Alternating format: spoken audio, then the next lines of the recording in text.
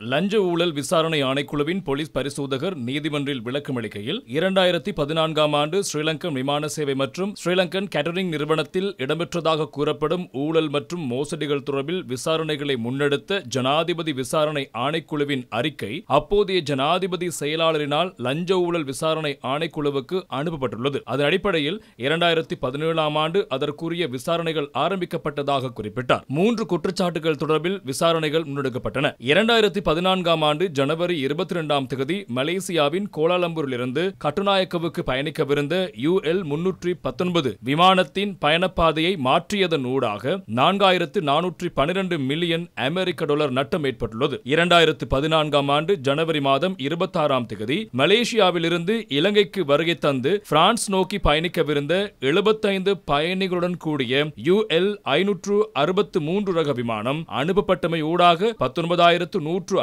அமெரிக்க dollar நட்டம் ஏற்பட்டுள்ளதாக சுட்டிக்காட்டப்பட்டது. மேலும் 2014ஆம் ஆண்டு டிசம்பர் மாதம் 19ஆம் தேதி கட்டுநாயக்க 18ஆம் கட்டை மைதானத்தில் இடம்பெற்ற முன்னாள் ஜனாதிபதி மஹிந்த ராஜபக்ஷவின் வெற்றியை உறுதிப்படுத்தும் இசை நிகழ்ச்சிக்காக 12,50,000 ரூபாய் செலவிடப்பட்டமை ஊடாக அரசாங்கத்துக்கு நட்டம் ஏற்படுத்தப்பட்டதாக நீதிமன்றில் சுட்டிக்காட்டப்பட்டது. குறித்த சந்தேக நபர் விமான பணிப்பெண் ஒருவருக்கு கூடுதல் சலுகைகள் கிடைக்கக்கூடிய வகையில் விமான பயணங்களை வழங்கியதாகவும் அவ்வாறான விமான பயணங்கள் தொடர்பான விடயங்கள் வெளிவந்திருப்பதாகவும் விசாரணை அதிகாரி இங்கு சுட்டிக்காட்டினார். குறித்த பயணங்கள் மாற்றப்பட்டமை தொடர்பில் ஸ்ரீலங்கன் விமான நிறுவனத்தின் முன்னாள் நிர்வாக முகாமையாளர் நாலக்க பிரசாத் மற்றும் விமான செயற்பாட்டு முகாமையாளர் தம்மிக்க சேனநாயக்க ஆகியோரிடம் பெறப்பட்ட வாக்குமூலத்துக்கு அமைய சந்தேக நபரின் உத்தரவுக்கு அமைவாகவே குறித்த செயற்பாடு முன்னெடுக்கப்பட்டதாக தெரிய வந்துள்ளது. சந்தேக நபர் தனது தனிப்பட்ட நலனுக்காக குறித்த பயணங்களை மாற்றியமை ஊடாக அரசாங்கத்திற்கு பெருமளவு நட்டம் ஏற்படுத்தப்பட்டுள்ளது.